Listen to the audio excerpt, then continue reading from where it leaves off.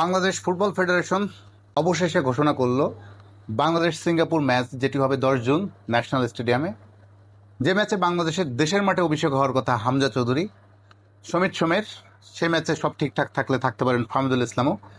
তার আগে 4 জুন হবে বাংলাদেশ ভুটানের একটি প্রীতি ম্যাচ, যেটি এরই মধ্যে ফিফার প্রীতি ম্যাচ হিসেবে অনুমোদনও পাওয়া গেছে।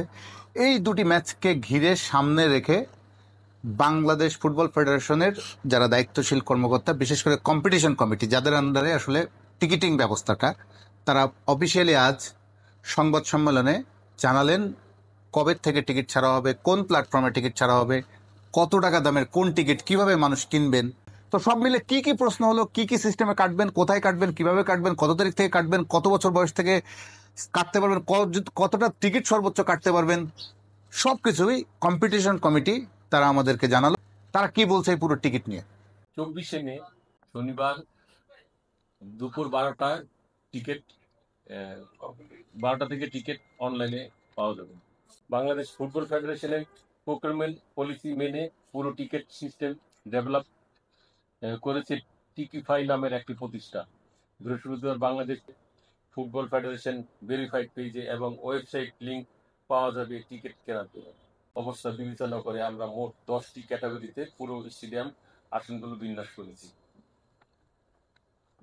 হসপিটালের বক্স ও কর্পোরেটের বক্সের প্রতিটি সিটের জন্য মূল্য নির্ধারণ করা হয়েছে 5,000 টাকা করে।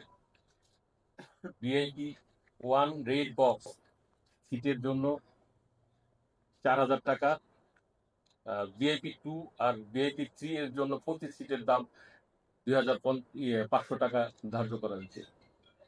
300 টাকা করে স্কাই ভিউ, 3,000 টাকা স্কাই ভিউ এবং প্রতিটি টিকিট। ক্লাব হাউস 1 2,500 টাকা করে ধার্য করা হয়েছে। ক্লাব হাউস 2 2,000 টাকা করে ধার্য করা হয়েছে।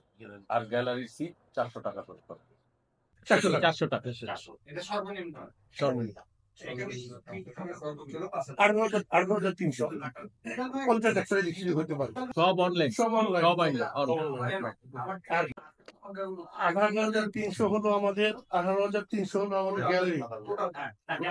গ্যালারি এরপরে আমাদের স্কাই ভিউতে 135 135। আমার নাম ইফতেখার ইসদিন, আমি টিকিফাই ফাউন্ডার। টিকিফাই গত 2 বছর ধরে আমরা অপারেট করছি। আমরা বাফুফের সাথে এই কন্ট্রাক্টটায় আমরা কাজ করছি। এন্ড আমি এখন ইনিশিয়ালি আপনাদের কোয়েশ্চেনটার অ্যান্সার দিচ্ছি যে কিভাবে করে মানুষ টিকিট কাটতে পারবে আমাদের ওয়েবসাইটে।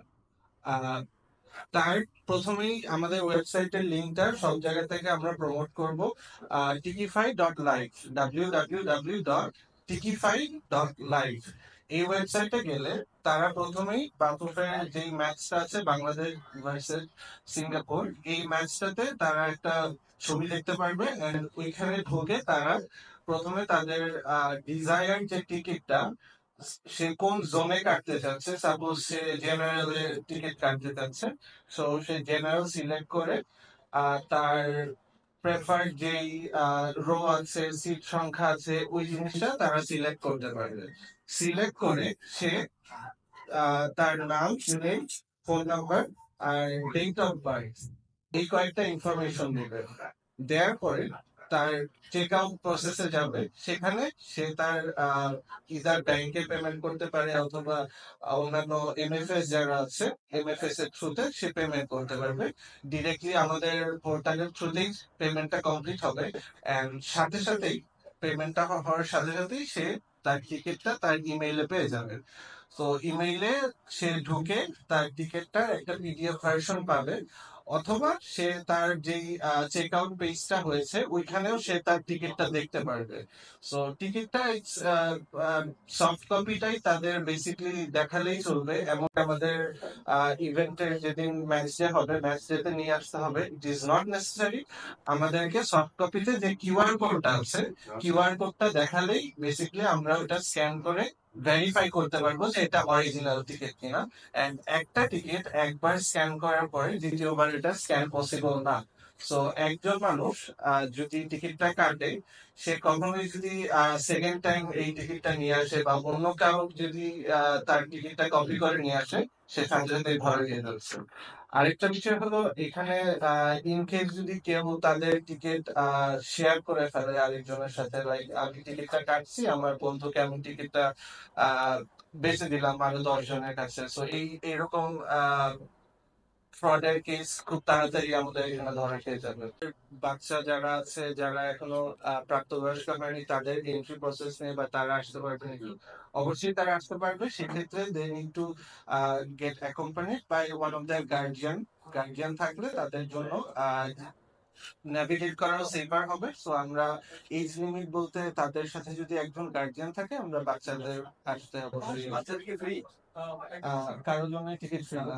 আমার সঙ্গে আছেন মাহবুবের কম্পিটিশন কমিটির যে পুরো বিষয়টা, যে ভুটান ম্যাচ এবং সিঙ্গাপুর ম্যাচ, আমরা গাউস ভাইয়ের কাছে আজকে সংক্ষেপে যদি আমাকে বলতেন যে আপনারা কি কি অ্যারেঞ্জমেন্টে যাচ্ছেন।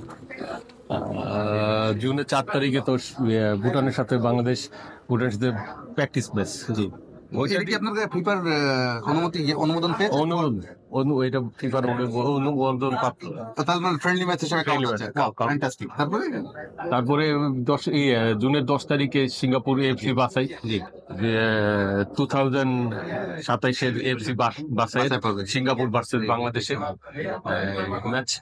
আপনারা মানুষকে, দর্শকদের যে আগ্রহটা, এই কি জমকালো আয়োজনের মধ্যে যাচ্ছেন Singapore, specially Singapore match? Specially সিঙ্গাপুরের ম্যাচে আমাদের অনেক আয়োজন। এটা কম্পিটিশন হিসেবে মার্কেটিং কমিটি এটা টোটাল হ্যান্ডেলিং করতেছে। আর এটা ওনারাই এটা কনসেপ্টটা তৈরি করছেন, ওনারা বলতে পারবেন ওনাদের সাথে। টিকিটটা তাহলে আমরা কবে থেকে ওপেন করছি? শনিবার দুপুর 12টায়। এটা যখন শুরু হবে, মানে আপনার কতদিন পর্যন্ত এটা থাকবে আর কি? মানে আপনার ধরেন টিকিট এই মাত্র শুরু করলেন ছাড়া, যতক্ষণ ধরেন এটা একদিনের মধ্যেই শেষ হয়ে যেতে পারে, তারপরে সোল্ড আউট শেষ। সোল্ড আউট শেষ। ম্যাচের কতক্ষণ আগে আসতে পারবে মাঠে? মাঠে 3 ঘন্টা 4 ঘন্টা, গেট ওপেন থাকবে 3 ঘন্টা আগে। আপনারা নতুন একটা এক্সপিরিয়েন্সের মধ্যে গেলেন, এটা একটা বাংলাদেশের ফুটবলের নতুন একটা আইডিয়া, অনলাইন টিকিট প্ল্যাটফর্ম, দর্শকের ভোগান্তি বা সবকিছু এড়াতে আপনারা কি কি স্টেপ নিলেন? সহজভাবে দর্শক যাতে সহজভাবে স্টেডিয়ামে ঢুকতে পারে, সুন্দর খেলা উপভোগ করতে পারে। আর বিশেষ করে বাংলাদেশ যাতে সিঙ্গাপুরের সাথে ম্যাচটাও জিততে পারে, এতটুকুই। অনলাইন টিকিটিং সিস্টেমটা বাফুফের একটি প্রথম অভিজ্ঞতা হতে যাচ্ছে, ফলে তারাও আসলে এর আগে যেহেতু করেননি, ফলে নতুন নতুন অভিজ্ঞতার মুখোমুখি হবেন এবং অনেক জটিলতাও তৈরি হবে, অনেক সমস্যাও তৈরি হবে। কিন্তু প্রথমবারের মতো এই সমস্যাটা যদি তারা ওভারকাম করতে পারে ভালো মতো, তাহলে ভবিষ্যতে এই সিস্টেমটা স্টাবলিশ হবে, দর্শকের জন্য ভালো হবে। যে প্ল্যাটফর্মকে দায়িত্ব দেওয়া হয়েছে, টিকিফাই, তাদের প্রতিনিধি ছিলেন, তারাও অনেক উত্তর দিলেন। তবে আমার কাছে মনে হয়েছে একটি বিষয়, সিঙ্গাপুর বাংলাদেশ ম্যাচ যেহেতু আসল ম্যাচ, ওই ম্যাচটির আগে তারা ভুটান ম্যাচটা দিয়ে একটি পরীক্ষা নিরীক্ষা করতে পারতেন, একটা পাইলট প্রজেক্ট হিসাবে। আজ প্রেস কনফারেন্সটা হতে পারতো ভুটান ম্যাচের টিকিটকে কেন্দ্র করে, এরপরে তারা স্টেপ বাই স্টেপ আসতে পারতো বাংলাদেশ সিঙ্গাপুর ম্যাচে। তাহলে বুঝতে পারতো তারা বাংলাদেশ ভুটান ম্যাচে কি ধরনের প্রবলেম, টিকিট কাটতে গিয়ে কি ধরনের ভোগান্তি বা দর্শকদের কি ধরনের প্রবলেম তৈরি হয়, তারপরে তারা যেতে পারতো মূল ম্যাচে। তো আগে হচ্ছে মূল ম্যাচেরটাই ঘোষণা করে দিয়েছে, পরীক্ষামূলক যে ম্যাচটি সেটা নিয়ে তেমন কিছু ডিটেল বলেননি। তো দেখা যাক, আমরা আশায় আছি, অপেক্ষায় আছি, দর্শকরা যেন নির্বিঘ্নে ভালোভাবে টিকিট কাটতে পারে।